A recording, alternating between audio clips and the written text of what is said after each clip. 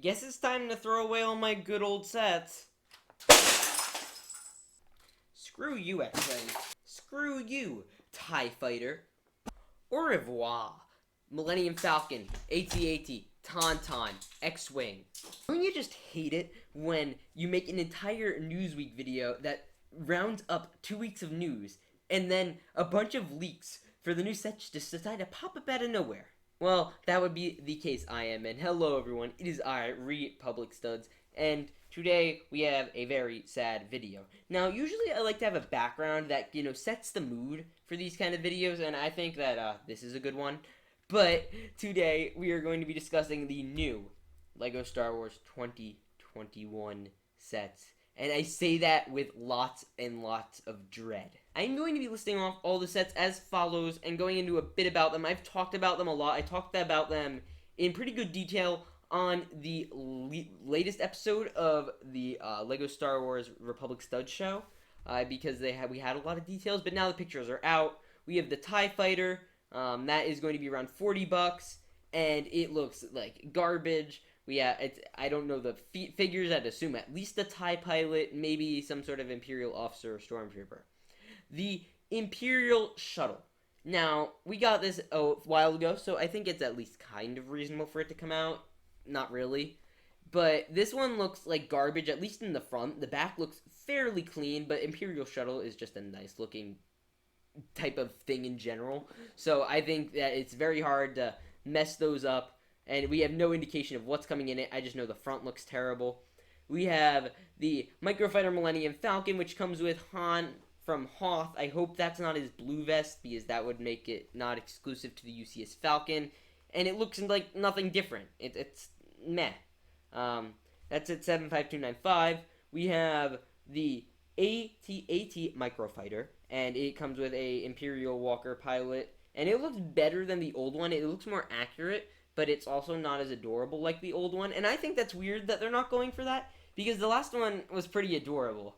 And on top of that, they have the adorable Tauntaun, which actually surprisingly looks really ugly. And I think it would have made a lot more sense if they used the old design, and then they have like the adorable AT-AT versus adorable Tauntaun. That just makes sense to me. We have the X-Wing fighter, which looks fine. Honestly, it's okay. It looks basically the same as the old one. A little worse, obviously, but it's not terrible. This is general consensus, I feel, where I am is where everyone else is. The other sets just look like garbage. And the Resistance X-Wing is terrible. Words cannot describe how terrible I think this set is. It is a white regular Junior's X-Wing, but recolored.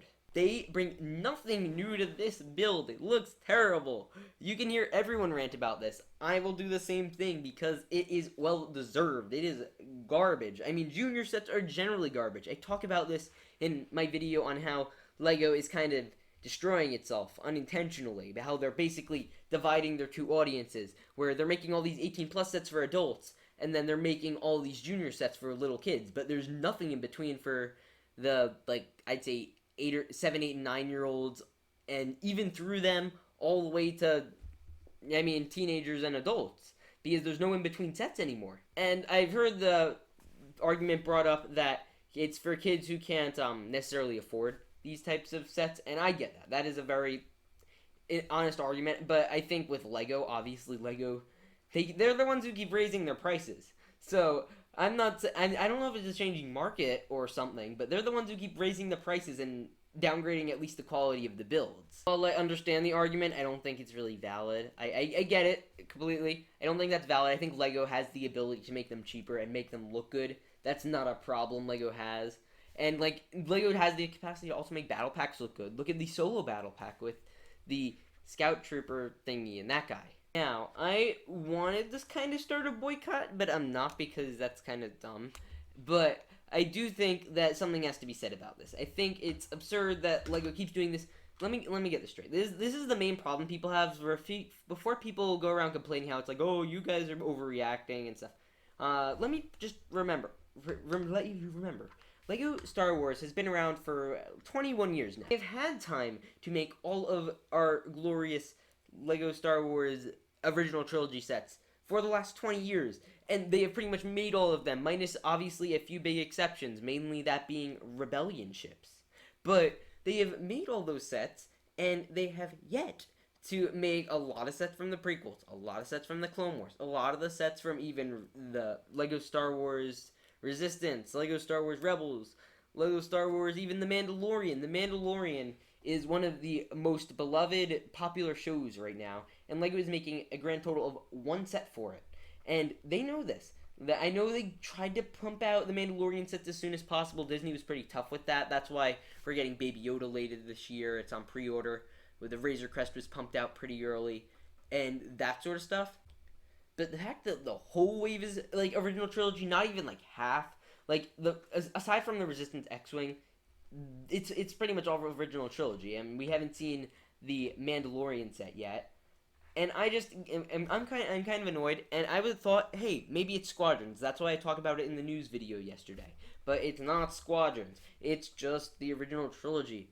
I want to do this, like, pitch meeting. I have this idea. I mean, I might do it, so I'm not going to detail too much on what was going on inside their heads.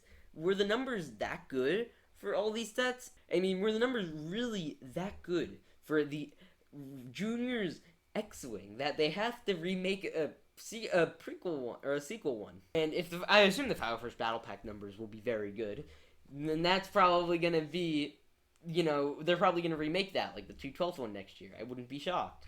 I'd welcome that with open arms. Everyone would, because we've been deprived of our Clone Wars. I personally am not going to be buying any of these sets, pending the minifigures being something insane. If there's a minifigure that is that good from the shuttle or anything else, and if I don't run into these sets early, like to get my first hands-on review, then I am probably just going to be buying them off Bricklink or something. I recommend everyone else do the same.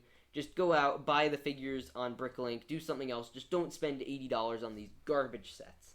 I am not going to. I think put your money where your mouth is. Go out and buy more 501st Battle Packs when they re-release, and they're going to have more in stock.